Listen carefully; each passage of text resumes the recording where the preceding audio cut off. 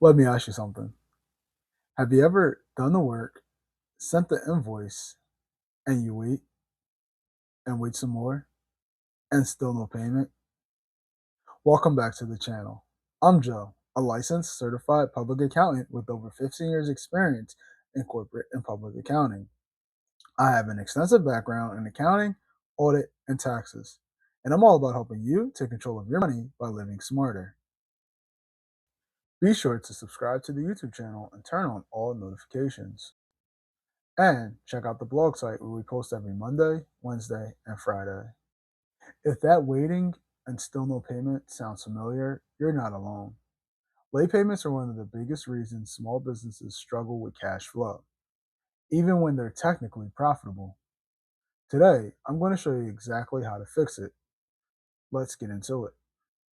So, why do late payments hurt more than you think? Most business owners think late payments are just annoying, but in reality, they can completely choke your business. You can have $10,000 in invoices out there and still not be able to pay your bills. That is the cash flow trap. Profit is what you earn, cash flow is what keeps you alive. So, how do you fix the problem before it even starts? The first step is setting expectations up front. If you don't clearly define payment terms, your clients will define them for you. And usually that means whenever I get around to it. You need written terms, due dates, late fees, payment methods, and consequences. No gray areas. The biggest thing with small business owners is that they tend to overlook this part of the process. When you're writing out your invoices, they need to have a due date. What are your late fees? What are your payment methods? And what are the consequences if these terms aren't met? Be sure to invoice immediately after you complete the work. Every day that you wait to send an invoice is another day you delay your own paycheck. Be sure to send invoices fast, make them clear, and make them easy to pay. If someone has to figure out how to pay you, you've already lost time. Send out those invoices as soon as you can, whether it's immediately following a completed job or maybe the next day after you've completed it. And be sure to make payments easy and identifiable for your clients. And use digital payment systems if you can, such as Cash App, Apple Pay, Venmo, or any other platform that has those digital payments. Find a follow up system that works for you. Remember, every business is different, so every business owner has to find their own way, even if you're in the same industry as another business, of what is best for them and their clients to follow up on a late invoice. Here's something that I could recommend for you to start off. Remember, these days are post after you sent the invoice already out to the client and you still haven't received payment. So the first day, you're going to want to send a friendly reminder that payment is due. Then you're going to wait maybe 5 days, and then on day 5, you're going to want to send another polite but firm request that payment is due. Day 10, you're going to want to start mentioning the late fees and maybe even interest and penalties that are going to be tacked on to the bill if you don't receive payment. And day 15 should be your final notice, letting the client know, hey, this is the final time that I'm going to reach out for you to request payment. Uh, and also make sure that you mention what the late fees and penalties are, and even the interest if they haven't paid by this point. Remember, consistency is everything. Most business owners fail here because they feel uncomfortable, but you're not being aggressive, you're being professional. And you also want to make sure that you're getting paid. If you did the work, you should be paid for your work. You still got mouths to feed at the end of the day, and you still need to make sure that your business stays afloat. Let's talk about late fees that actually work. Let's be honest, people prioritize what costs them money. If there's no consequences, there's no urgency. So even a small late fee charge helps to change behavior dramatically. You want to create that sense of urgency that, hey, I need to be paid. And if you don't want to pay additional money, then you need to pay on time. And you want to encourage those on time payments with your clients. And you must enforce this policy consistently. You can't do it for some clients and not do it for others. If you're going to charge a late fee, you want to charge it across the board, regardless of the relationship with the client.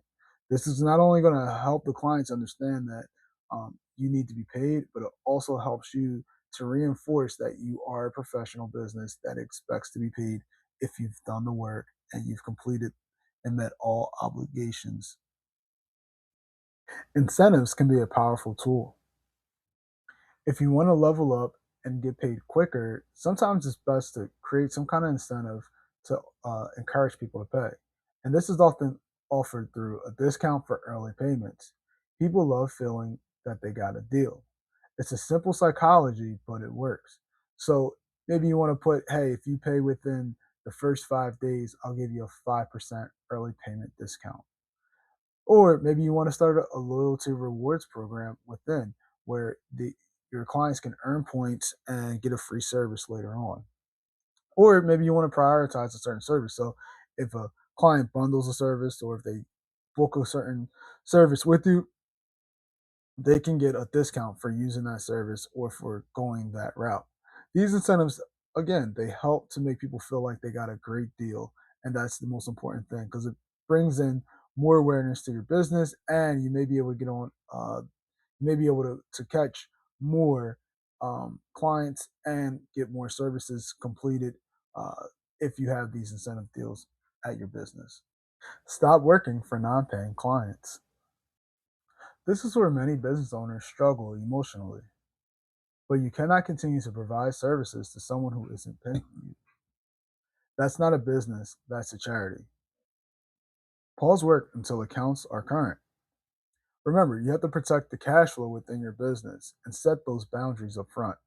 If you continue to work and not receive payment, people are going to take advantage of your business, and before you know it, you're not going to have a business anymore, and your livelihood will be in shambles. So be sure if you need to stop doing the work for the client until all accounts are brought up to either a certain level or until payment is received. But remember, you're not a charity. At the end of the day, you have a livelihood that you have to keep. You got to keep the cash flow within your business going. You don't do this for free, and you're not a volunteer.